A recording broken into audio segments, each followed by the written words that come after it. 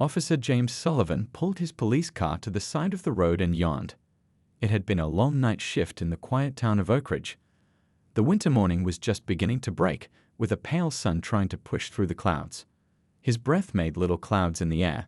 6 more minutes and he could head back to the station, file his report, and go home to his empty apartment.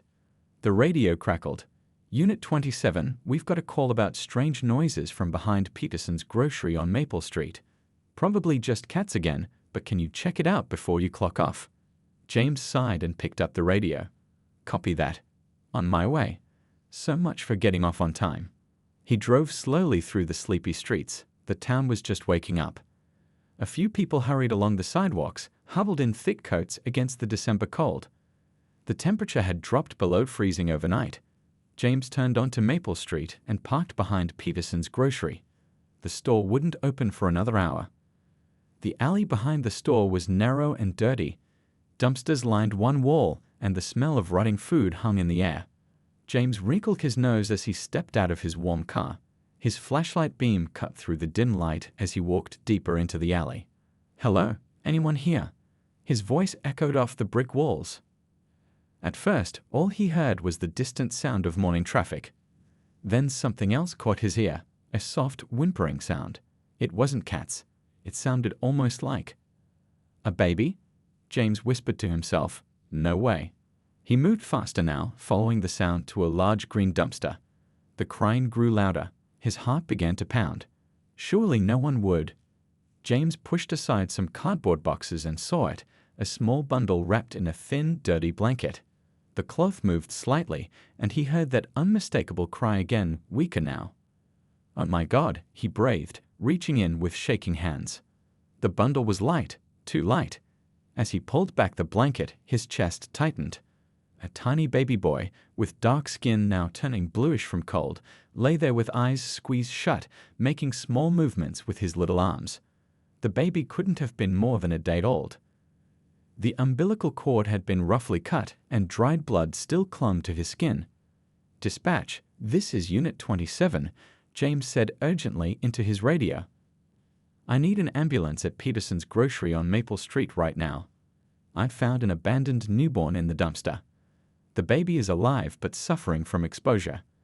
While waiting for the response, James quickly removed his jacket and wrapped it around the baby. He held the tiny body close to his chest, trying to share his warmth. "It's okay, little one," he whispered, his voice cracking. "I've got you now. You're going to be okay." The baby's cries grew slightly stronger as he warmed up, which James took as a good sign. He got back into his patrol car and turned the heat up all the way, still cradling the child. Looking down at the tiny face, James felt something shift inside him. 20 years on the force, and he'd seen plenty of terrible things. But this, someone throwing away a helpless baby like garbage, it hit him differently. The ambulance arrived 7 minutes later, though it felt like hours to James. He watched as the paramedics took the baby, hooked him up to monitors, and placed him in a portable incubator. They worked quickly, professionally, but James couldn't make himself leave. "Can I follow you to the hospital?" he asked. The female paramedic gave him a curious look but nodded. "Sure, officer." As James drove behind the ambulance, lights flashing through the now awake town, he couldn't explain the pull he felt toward this child. Something about finding this baby on this day in that place, it felt like more than just chance. At the hospital, James gave his report to the doctors and the social worker who had been called in. He should have gone home then. His shift had ended over an hour ago. Instead, he found himself sitting in the waiting room, unable to leave without knowing if the baby would be okay. "Officer Sullivan?" A doctor approached him, pulling off her gloves. "The baby's stabilized. He's got mild hypothermia and some dehydration, but he's responding well to treatment. Someone got to him just in time." James nodded, a lump forming in his throat. "Just in time," he repeated softly. "Does he have a name?" The doctor shook her head. "Not yet. For now, he's just Baby Boy Doe." James found himself saying, "Can I see him again? Just for a minute." And that minute would change everything. For the third time that week, James found himself walking down the hospital hallway toward the nursery. The nurses now recognized him and greeted him with small smiles. He wasn't sure why he kept coming back, but something about that tiny baby boy wouldn't let him go. "Back again, Officer Sullivan?" Nurse Chen asked as she checked his visitor badge. James felt his cheeks warm. "Just wanted to check how he's doing." "He's a fighter," she said, leading him to the nursery window. "Getting stronger every day." Through the glass, James could see the baby in his incubator. He was still small, but his color was better. No longer that frightening blue, his dark skin now had a healthy glow. A few tubes and wires connected him to machines that beeped steadily. "Have they found his mother?" James asked, his eyes not leaving the child. Nurse Chen shook her head. "Not yet.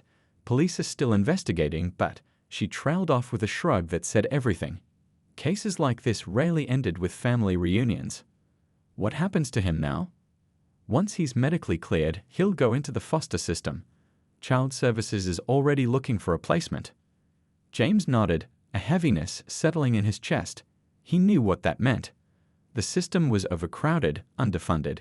Kids bounced from home to home, especially babies like this one, black, with possible health issues from his rough start in life. "Would you like to hold him?" Nurse Chen asked suddenly. James looked at her, surprised. "Is that allowed?" "Babies need human contact to thrive, and you did save his life." She smiled. "Come on." 5 minutes later, James sat in a rocking chair, the tiny boy cradled carefully in his arms. A strange feeling washed over him as the baby's hand wrapped around his finger with surprising strength. "Does he have a name yet?" James asked. "Officially, he's still Baby Boy Doe, but we've been calling him Michael." "Michael," James repeated softly. It fit somehow. The baby's eyes opened briefly, dark brown eyes that seemed to look right through him. Then Michael yawned and settled back to sleep, completely trusting in James's arms. That night, James couldn't sleep. His apartment felt emptier than usual. At 38, his life had fallen into a predictable pattern. Work, home, TV, bed. Repeat.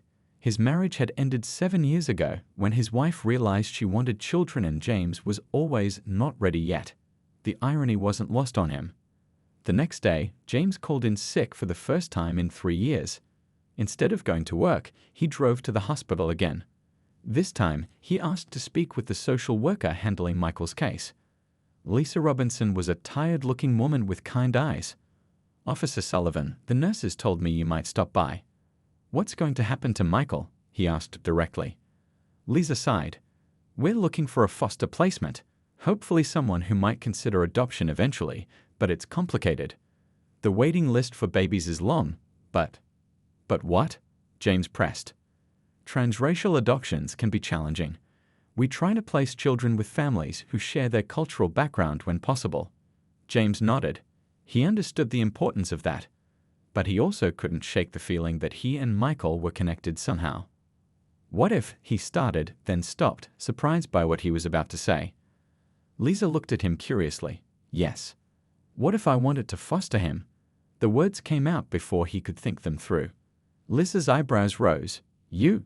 But you're single, white. A cop with irregular hours." "I know." James ran a hand through his hair. "It sounds crazy. I barely know that baby, but when I found him, when I held him for those minutes before the ambulance came, I can't explain it." Lisa studied him for a long moment. It would be difficult. There would be home studies, background checks, parenting classes, and if you're serious about adopting eventually, there would be even more hurdles. "I understand." "Do you?" Being a white parent to a black child comes with responsibilities. He'll need connections to his cultural identity, role models who look like him, a community where he isn't the only one. James nodded. "I'd be willing to learn, to do whatever it takes." Later that evening, James sat in his living room, staring at the pile of paperwork Lisa had given him. Initial foster care application forms, lists of required classes, resources on transracial adoption. It was overwhelming. His phone rang. It was Dave, his partner on the force. "Hey, where were you today? Everything okay?" James took a deep breath. "Remember that baby I found last week?" "The dumpster baby?" "Yeah, what about him?" "I'm thinking of becoming his foster parent." The silence on the other end stretched out so long that James checked to see if the call had dropped. "Dave? Aren't you out of your mind, Sullivan? You?" A single guy with no experience. And a black baby? People will talk. Let them talk, James said, surprising himself with the firmness in his voice. This isn't some rescue dog, man. This is a kid, for life. I know that. Dave sighed. Look, I get it. Finding that baby was rough, but there are other ways to help. Donate to charity. Volunteer. Don't upend your whole life over one case that got to you. James looked down at the application form in his hand. Maybe Dave was right. Maybe this was just an emotional reaction. But then he remembered Michael's tiny hand gripping his finger, those eyes looking up at him. Trust. Connection. Purpose. I have to try, he said simply. After hanging up, James picked up a pen and began filling out the application. He had no idea if he'd be approved. No idea if he could actually be what Michael needed. But for the first time in years, something in his life felt absolutely right. Michael, buddy, please eat your breakfast, James said, trying to sound patient as the 3-year-old shook his head. No, don't want it. Michael pushed the bowl of oatmeal away, almost sending it flying off the table. James caught it just in time. He checked his watch. They were already running late. His shift started in 40 minutes, and he still needed to drop Michael at daycare. Single parenting was the hardest job he'd ever had, and he'd once talked down a man with a gun. How about if we put some honey on it? James suggested, already reaching for the bear-shaped bottle. Michael's frown softened slightly. And bananas. You got it, kiddo. James quickly sliced a banana, drizzled honey over the oatmeal, and made a smiley face. Amazing how such small things could turn a whole morning around. While Michael ate, James packed his lunchbox, signed a permission slip for a daycare field trip, and threw a load of laundry into the washing machine. The small 2-bedroom house they now called home was always in a state of controlled chaos. James had moved them here 6 months after getting temporary custody of Michael. It was in a more diverse neighborhood, with better schools and closer to Mrs. Washington, their elderly neighbor who sometimes watched Michael when James worked late shifts. All done, Michael announced, showing his empty bowl proudly. Great job. Now let's brush those teeth. James scooped him up, and Michael giggled as they zoomed like an airplane to the bathroom. 20 minutes later, they'd pulled up to Sunshine Daycare. Miss Tamika, Michael's favorite teacher, greeted them at the door. Good morning, Michael. We're painting today, she said with an enthusiasm that James could never muster at 7:30 in the morning. Michael bounced excitedly, but then turned to James with sudden shyness. This happened sometimes, moments of clinginess that the child development books said were normal, but still made James's heart ache. James knelt down to eye level. I'll be back after work, just like always. And you can show me your painting, okay? Michael nodded and gave him a quick hug before running inside. James watched him go, that familiar mix of pride and worry washing over him. He'd been Michael's foster father for almost 3 years now, and the adoption was finally moving forward. But doubts still crept in during quiet moments. At the police station, James changed into his uniform while his partner Dave leaned against the lockers. Rough morning? Dave asked, noticing the tired lines around James's eyes. Michael didn't want oatmeal until it had honey and bananas on it, James said with a small smile. Dave shook his head. Man, I still can't believe you're doing this. The guys in the department had bets you wouldn't last 6 months. Thanks for the vote of confidence, James said dryly. Hey, I had my money on you making it work, Dave defended himself. Though I gotta say, you look like you haven't slept in 3 years. That's not far from the truth, James admitted, closing his locker. Their shift was busy. A fender bender, a shoplifting call, paperwork from last week's arrests. Normal stuff that kept James's mind occupied until lunch break, when he found himself scrolling through photos of Michael on his phone. There was Michael on his first birthday, cake smeared across his face. Michael at the zoo, eyes wide at the sight of elephants. Michael asleep on James's chest, tiny hands curled into fists. Your boy's getting big, said Captain Reynolds, glancing at the phone as he passed by. James nodded. Growing like a weed. How's the adoption going? Final hearings next month, James said, trying to keep his voice neutral despite the flutter of nerves in his stomach. The captain clapped him on the shoulder. That's great news. Let us know when to break out the cigars. After his shift, James picked up Michael, who ran to him with a paint-splattered paper. "Look, I made this for you." Michael thrust the colorful mess into James's hands. James studied it carefully. "Is this us?" Michael nodded enthusiastically. "That's you," he pointed to a tall brown blob. "And that's me," he pointed to a smaller blob. "And that's our house." "It's perfect," James said, meaning it. "This is going right on the refrigerator." At home, they fell into their evening routine: dinner, bath time, story time. As James read "Goodnight Moon" for what felt like the 1,000th time, Michael's eyes grew heavy. "Daddy?" Michael asked sleepily as James tucked him in. The word still gave James a jolt every time he heard it. The first time Michael had called him Daddy, about a year ago, James had had to excuse himself to the bathroom where he sat on the closed toilet lid and cried, "Yes, buddy? Why don't I look like you?" The question caught James off guard. He knew this conversation would come eventually, but he'd hoped for a few more years. "Well," James said carefully, sitting on the edge of the bed, "people come in all different colors. And families come in all different ways." Michael seemed to think about this. "Tommy at daycare said you're not my real dad." James felt a stab of pain but kept his voice gentle. "I am your real dad, Michael. I might not be the dad whose tummy you grew in." "Boys don't have babies in their tummies," Michael interrupted with the certainty of a 3-year-old. "That's right," James smiled. "But being a real dad means taking care of you and loving you and being there for you every day. That's what makes a family real." Michael yawned. "Okay, can we have pancakes tomorrow?" Just like that, the moment passed. "Sure thing, buddy. Good night." James kissed his forehead and turned on the night light. Downstairs, James added Michael's painting to the crowded refrigerator door. The social worker was visiting tomorrow for their final pre-adoption check. The house was reasonably clean, they had photos documenting their life together, and James had even joined a support group for transracial adoptive families. He picked up a framed photo from the side table, him and Michael at the beach last summer, both of them squinting into the sun, Michael on his shoulders. They looked happy. They were happy. The phone rang, startling him from his thoughts. It was Lisa, the social worker. "Just checking we're still on for tomorrow," she said. "Yes, everything's ready," James assured her. "And how are you feeling about the final hearing next month?" James looked around at the toys scattered across the living room floor, at the laundry he still needed to fold, at the bills piled on the counter. "I can't wait," he said truthfully. "We're ready to make it official." After hanging up, James started picking up toys, a task that never seemed to end.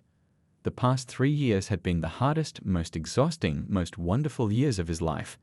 And soon, if everything went well, Michael would legally be his son forever. James smiled, thinking of the little boy sleeping upstairs. From a cold dumpster to a warm home. Sometimes the most unexpected turns in life led to exactly where you were meant to be. The slam of the front door made the whole house shake. James looked up from the bills he was sorting through, his coffee cup rattling on the table. "Michael?" He called out, but there was no answer, just the thunder of teenage feet stomping up the stairs. Then another slam, Michael's bedroom door. James sighed and rubbed his temples. At 15, Michael had grown almost as tall as him, with a voice that now cracked and dipped between boyhood and manhood. The sweet little boy who once asked for banana in his oatmeal had been replaced by a moody teenager who communicated mostly in grunts and door slams. He gave Michael 10 minutes to cool down before heading upstairs and knocking softly. "Go away," came the muffled response. "Not happening, buddy. Can I come in?" Silence, which James took as permission. He opened the door to find Michael lying on his bed, basketball sneakers still on, staring at the ceiling. His backpack had been thrown in the corner, papers spilling out. "Rough day?" James asked, leaning against the doorframe. Michael just shrugged, not making eye contact. "Want to talk about it?" "Not really." James noticed Michael's knuckles were red and slightly swollen. He crossed the room and sat on the edge of the bed. "What happened to your hand?" Michael tucked his hand away. "Nothing." "Michael, look at me." James waited until those dark brown eyes, so familiar yet sometimes so distant lately, met his. "Did you get in a fight?" A long pause, then a nod. "Was anyone hurt badly? Do I need to call someone's parents?" Michael shook his head. "Just a bloody nose. It wasn't a big deal. Fighting is always a big deal, James said. You know that. I'm going to need the whole story. Michael sat up, anger suddenly flashing across his face. You want the story? Fine. Tyler and his friends were running their mouths, saying stuff about me about us. James felt a knot form in his stomach. What kind of stuff? The usual garbage. That you only adopted me to look good. That I was your charity case. That my real parents threw me away because they knew I was worthless. Each word hit James like a physical blow. Michael, you know none of that is true. Do I? Michael's voice cracked. I don't know anything about my real parents. Why they left me in that trash. Maybe they did think I was worthless. Stop, James said firmly. Whatever reasons they had, it wasn't because you were worthless. You were just a baby. Yeah, a baby nobody wanted. Michael's eyes were bright with unshed tears now. I wanted you, James said quietly, from the moment I found you. Michael looked away. That's different. You felt sorry for me. Is that what you think? James asked, hurt squeezing his chest. That after 15 years, this is all about pity? Michael shrugged again, picking at a loose thread on his jeans. The silence stretched between them, filled with all the things they struggled to say. Finally, James spoke. I have a picture of the first time I held you in the hospital. You were so tiny, all wrapped up in blankets, and you grabbed my finger with your whole hand. Wouldn't let go. He smiled at the memory. That's when I knew. Knew what? That we belonged together.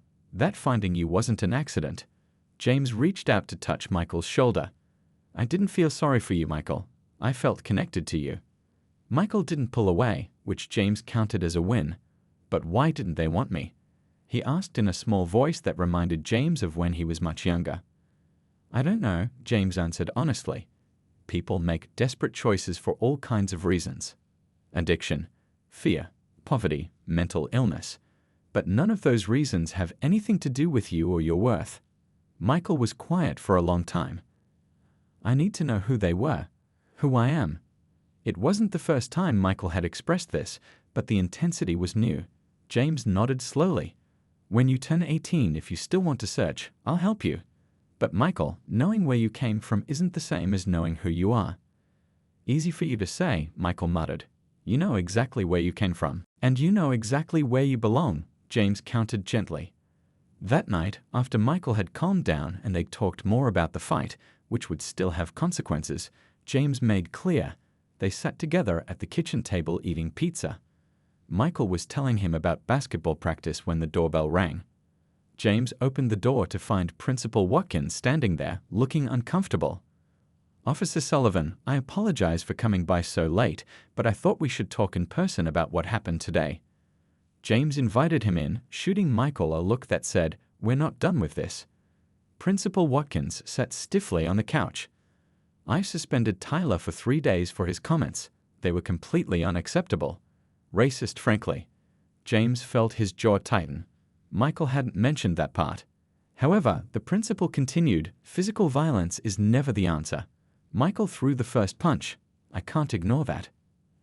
I understand, James said, though part of him, the part that had wanted to punch plenty of people in his life, was secretly proud of Michael for standing up for himself.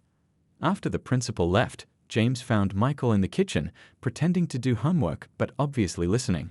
You didn't tell me what they said was racist. Michael shrugged. Would it have made a difference? Yes, James said firmly, it would have. Why? You can't fix it, Dad. You can't fix the fact that I'm black and you're white and people are always going to look at us funny. You can't fix the fact that I don't know anything about my culture or where I really come from. The words tumbled out like they'd been bottled up for years. Maybe they had been. James sat down across from him. You're right. I can't fix any of that. But I can listen, and I can learn with you, and I can love you through all of it. Michael looked up, his eyes red-rimmed but dry now. I don't even know who I'm supposed to be. You get to decide that, James said. And whoever that is, I'm in your corner. Always. Michael nodded, a ghost of a smile finally appearing. Even if I get suspended for punching racist jerks. Even then, James confirmed. Though maybe next time, try using your words first. Yeah, because that works so well for me, Michael said with an eye roll. but the tension between them had eased. Later, as James was getting ready for bed, he paused at Michael's door. The light was still on. He knocked softly and peeked in. Michael was at his desk, looking at something. "What's that?" James asked.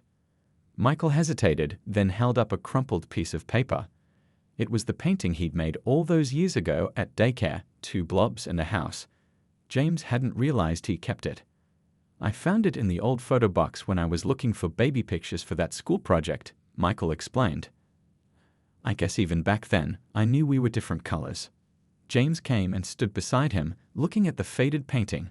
"But you still drew us as a family." Michael nodded slowly. "Yeah, I guess I did." James watched with a mixture of pride and disbelief as Michael tossed his graduation cap into the air. The years had flown by, and somehow his little boy had turned into this tall, confident young man standing before him in a blue graduation gown. Michael had not only made it through high school but had excelled, earning a basketball scholarship to State University just 3 hours away. "Dad." "Over here." Michael waved, pushing through the crowd of celebrating graduates. James pulled him into a tight hug. "I'm so proud of you, son."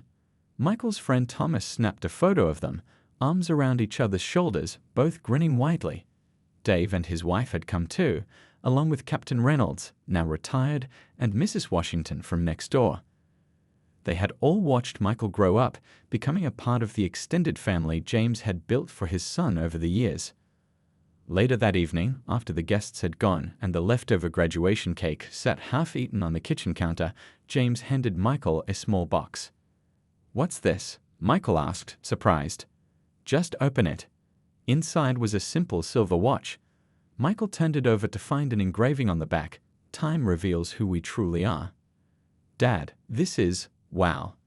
Michael slipped it onto his wrist immediately. "I thought you could use it at college," James said, suddenly feeling awkward in the face of his son's emotion. "Keep track of those early morning classes." "I love it," Michael said. Then he grinned. "Though let's be real, I'll probably still be late." They'd both laughed, and the moment settled into comfortable silence. Michael was leaving for basketball training in just 2 weeks. The house would be empty without him. James had been trying not to think about it. "I'm going to miss your cooking," Michael said, as if reading his thoughts. "You mean you'll miss me doing your laundry," James corrected. "That too." The mail slot in the front door clicked, and envelopes dropped onto the mat. "That's weird," James said, checking his watch. "It's nearly 7. Mail never comes this late." Michael went to pick it up. Probably just a neighbor dropping something off. He'd flipped through the small stack, a bill, a flyer, and then a hand-addressed envelope that made him pause.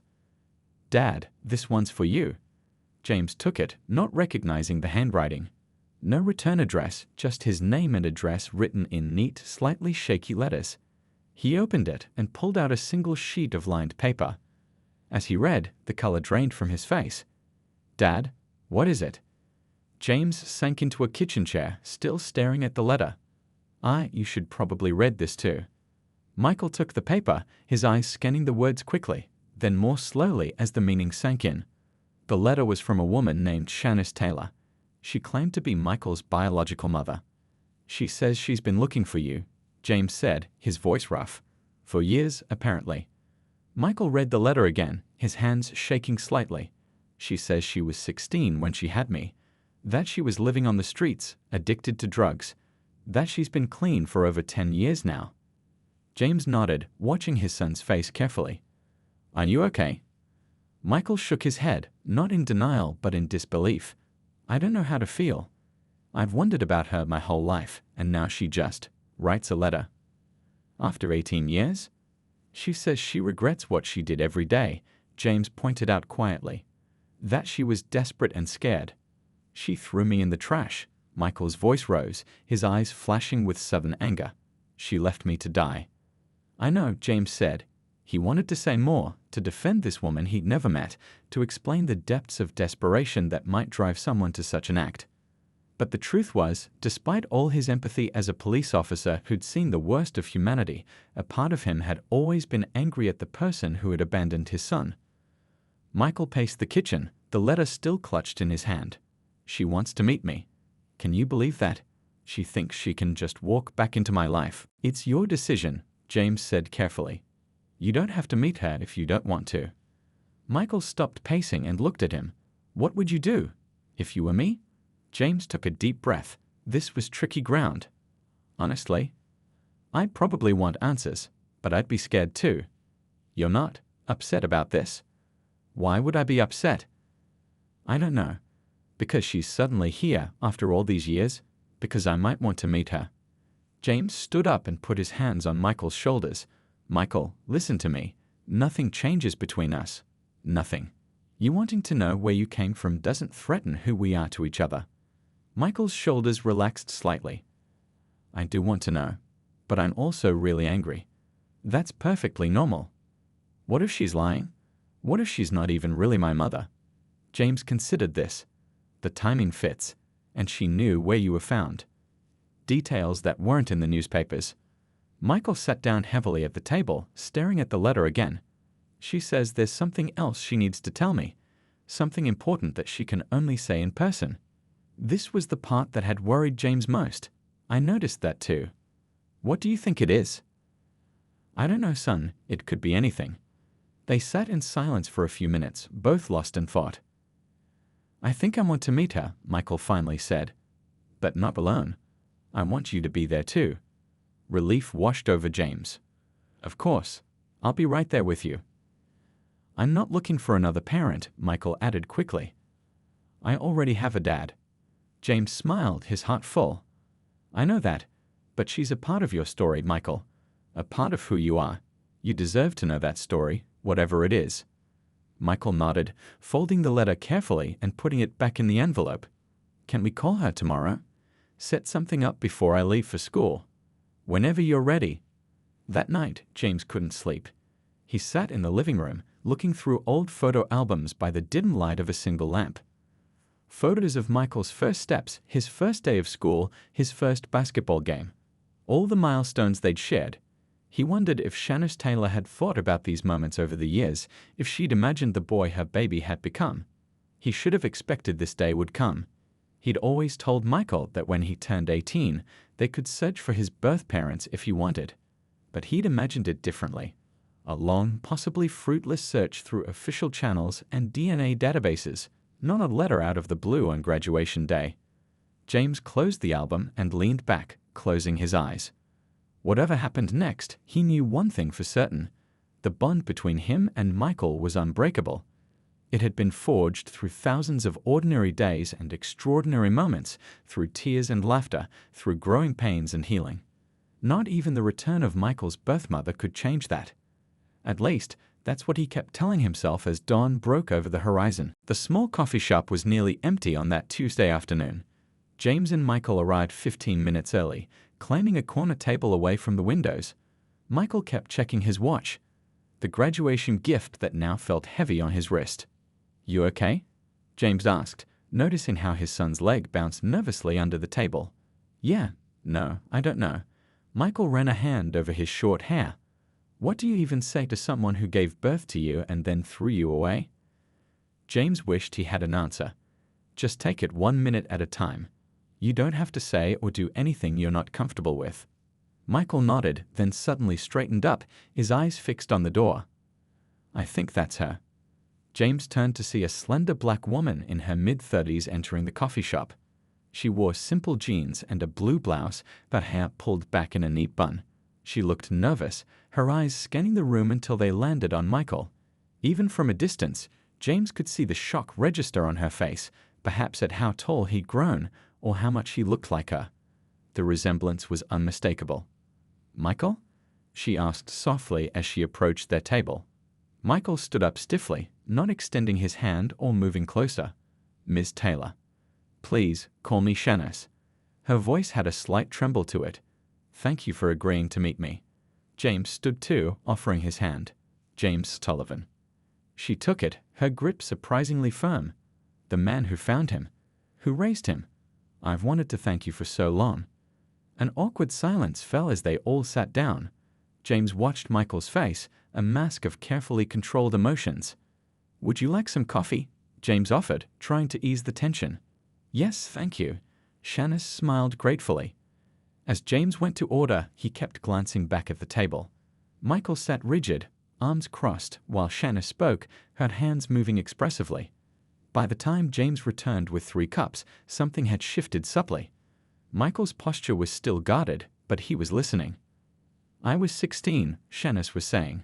No family to speak of. My mother died when I was 12, and I ended up in foster care, then ran away. The streets were rough, and I got hooked on whatever would make me forget how hungry and scared I was." Michael took the coffee James handed him but didn't drink. "So you just decided to throw your baby in the trash?" James winced at his son's bluntness, but Shannis didn't flinch. "No," she said quietly. "I didn't decide anything. I was high when I gave birth, alone in an abandoned building. I was bleeding badly, terrified. When I came to my senses hours later, I panicked.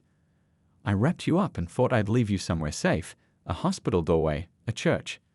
But then I saw a police car, and I was so scared of being arrested that I just left you in the nearest place and ran." She wiped a tear from her cheek. "I've relived that moment every day for 18 years. The worst moment of my life, my biggest shame." Michael's jaw worked, emotion fighting through his composure. "What happened after?"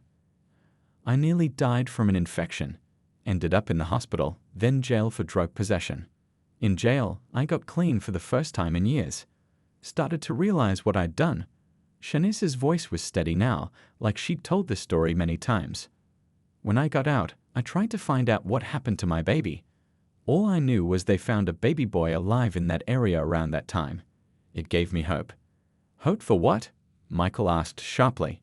"That you could just pop back into my life like nothing happened." "No." Shanice shook her head firmly. "I never expected forgiveness or a relationship. I just needed to know you were okay, that you had a chance at life." James watched his son struggle with anger and curiosity, with 18 years of questions and the complicated reality of the woman sitting across from him. "How did you find us?" James asked. "It took years. I got my GED in prison, then an associate's degree after I got out. I've been working as a medical assistant at County Hospital for the past 8 years. I saved up to hire a private investigator. He found the police reports, news stories, court records from the adoption." Michael looked surprised. "You went through all that trouble?" "You're my son," Shanice said simply. "Not a day went by that I didn't think about you, pray for you, hope you were safe and loved." Michael's eyes glistened, but his voice remained hard. "I was. No thanks to you." "I know." Shanice nodded toward James. "Thanks to him. God put you exactly where you needed to be." They talked for nearly an hour. Shanice answered every question Michael threw at her, no matter how painful. She showed them photos of her small apartment, of her certificate from community college, of the sobriety medallions she'd earned over the years. She had rebuilt her life piece by piece, she explained, but always with a missing piece at the center. Finally, Michael asked the question that had been hanging over them since they sat down. "Your letter said there was something important you needed to tell me in person. What is it?" Shanice's face changed, a shadow passing over it. She took a deep breath and folded her hands on the table to stop them from shaking.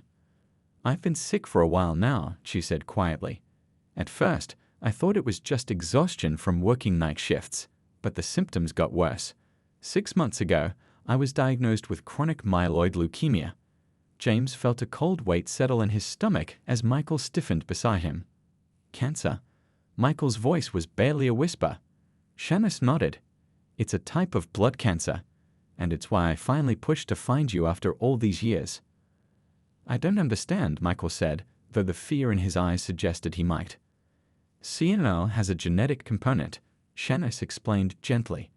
"There's a specific gene mutation that can be passed down, not the cancer itself, but the predisposition for it." The implications hit James like a physical blow. He reached for Michael's arm instinctively. "You think I might have it too," Michael said, not a question. "I don't know," Shanice replied. "But you should be tested. If you have the marker, there are preventive measures, monitoring. Things I wish I'd known about earlier." Michael looked stunned, as if this possibility had never occurred to him. "Is that why you really wanted to meet me? To warn me?" "Partly," Shanice admitted, "but also because I needed to see for myself that you were okay. that at least one good thing came from my life. The conversation turned to medical details after that. Shanita's treatment plan, the doctors she was seeing, the genetic testing that Michael should consider. James took notes, his police training kicking in, get the facts, make a plan, protect your family. When it was time to leave, they stood awkwardly by their cars. Michael had been quiet for the last 20 minutes, processing everything. I know this is a lot, Shanna said, and I'm not asking to be part of your life. But if you have questions, medical questions, or anything else, I wrote my number on the back of this. She handed him a card with the hospital logo where she worked. Michael took it without looking at it, sliding it into his pocket. I should go, Shanna said after another awkward silence. Thank you for meeting me, both of you. As she turned to leave, Michael suddenly spoke up. The watch you saw me checking? My dad gave it to me for graduation. I got a basketball scholarship. I'm starting at State in the fall. Shanice's face lit up with a smile that transformed her. That's wonderful. You must be so proud, she said, looking at James. Every day, James replied, meaning it. After Shanice drove away, Michael and James sat in their car for a long time without starting the engine. You okay? James finally asked. Michael shook his head slowly. I don't know how to feel. I spent years being angry at this nameless, faceless person who threw me away.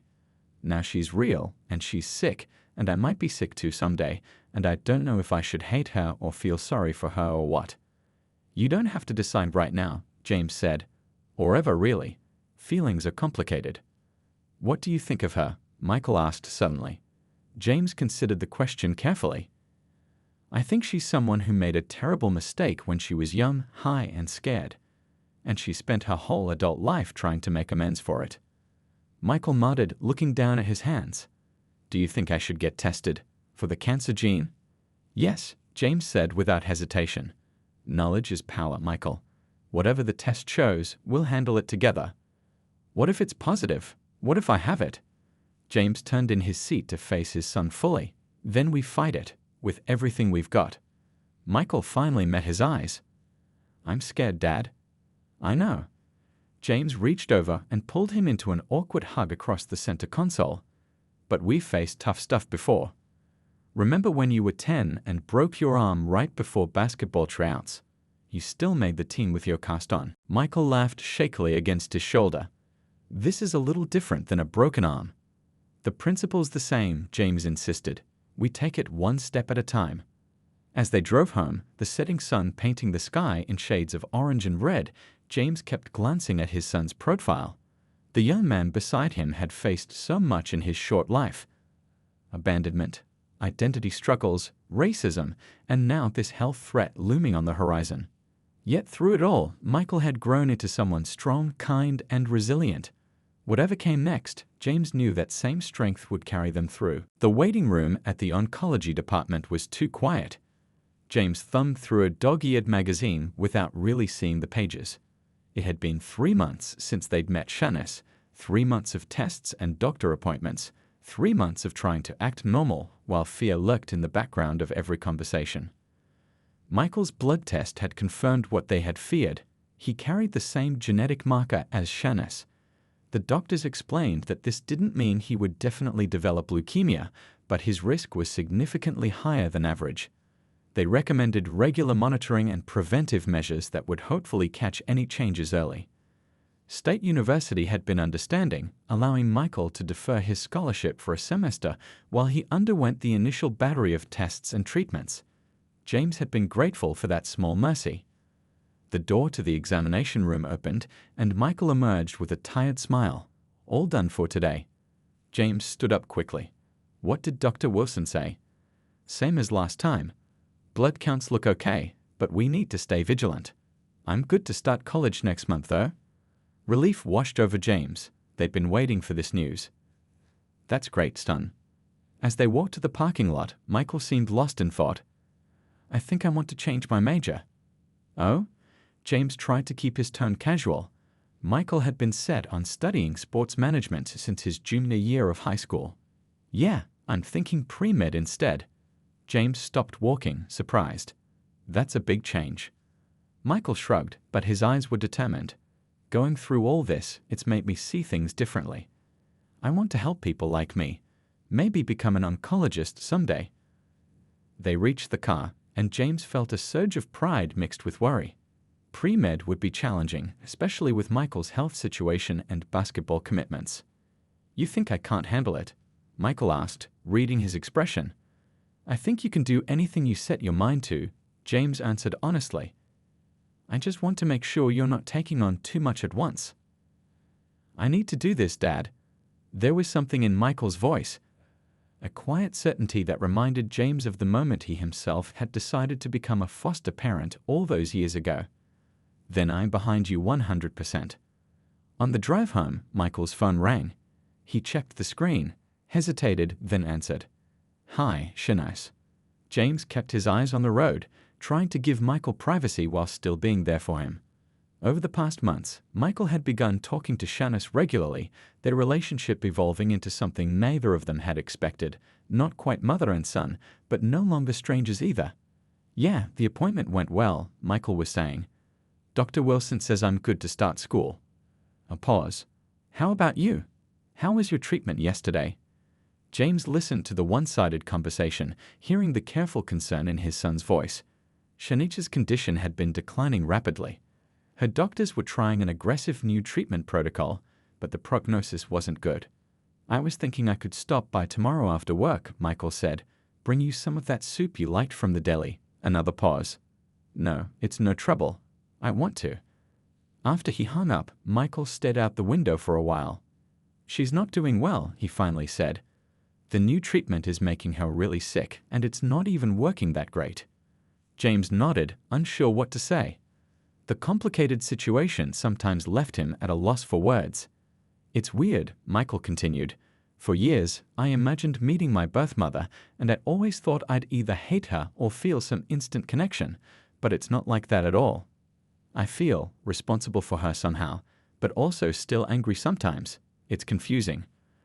"Relationships are messy," James said, "especially ones with this much history and pain." Michael looked over at him. "Do you think it's crazy that I'm spending so much time with her? After what she did?" James chose his words carefully. "I think forgiveness is never a wrong choice, and I think you're showing incredible strength and compassion." "I haven't exactly forgiven her," Michael admitted, "but I'm trying to understand her." "That's a start." 2 weeks later, as they were packing Michael's things for college, they got the call. Shanice had been admitted to the hospital. Her condition had worsened dramatically. The doctors were talking about days, not weeks. They drove to the hospital in silence. In the elevator up to the oncology ward, Michael's hands trembled slightly. James squeezed his shoulder, wishing he could shield his son from more pain. Shanice barely resembled the woman they'd met in the coffee shop. Her face was gaunt, her skin ashen, but her eyes lit up when she saw Michael. "You came," she whispered. "Of course we did," Michael said, taking her frail hand. James stood back, giving them space. He watched as Michael pulled up a chair, telling Shanice about his plans for college, his new major, his hopes for the future. It was a strange kind of gift he was giving her, letting her glimpse the man she had brought into the world, the life that would continue after she was gone. After a while, Shanice's eyes began to close, the medication making her drowsy. "I'm sorry," she murmured. "So tired lately." "It's okay," Michael said gently. "You should rest. We'll come back tomorrow." As they turned to leave, Shanice's voice stopped them. "James." He moved closer to the bed, surprised she had called him by name. "Thank you," she said, her voice thin but clear. "For giving him everything I couldn't, for being his father when I failed as his mother." James felt a lump in his throat. He made it easy to love him. Her smile was faint but real. "He's the best of me. The only good thing I ever did." 3 days later, Shanice passed away peacefully in her sleep. Michael was there, holding her hand, reading aloud from a book she had mentioned liking. James waited in the hallway, ready to support his son through another loss. The next month was a blur of grief, funeral arrangements, and finally, Michael's departure for college. On moving day, as they unloaded boxes into his dorm room, Michael seemed both excited and subdued. "You sure you're okay starting now?" James asked for what was probably the 10th time. "No one would blame you if you wanted to take more time." Michael shook his head firmly. Shanice didn't get to finish college because of her addiction. She was saving up to go back when she got sick. I'm doing this partly for her. They finished setting up the room in companionable silence. When it was time for James to leave, they stood awkwardly by the door, neither quite ready for goodbye. You've got your medication? Your appointment schedule? James asked, already knowing the answer but needing to say something. All set, Michael assured him. And the campus medical center has my full history. James nodded, his throat tight. Call me. Anytime. Day or night. I will, Dad. They'd hugged fiercely, and then James forced himself to walk away, to let his son begin this new chapter. 3 years later, James sat in a crowded auditorium, watching as Michael stood at a podium wearing a crisp white coat.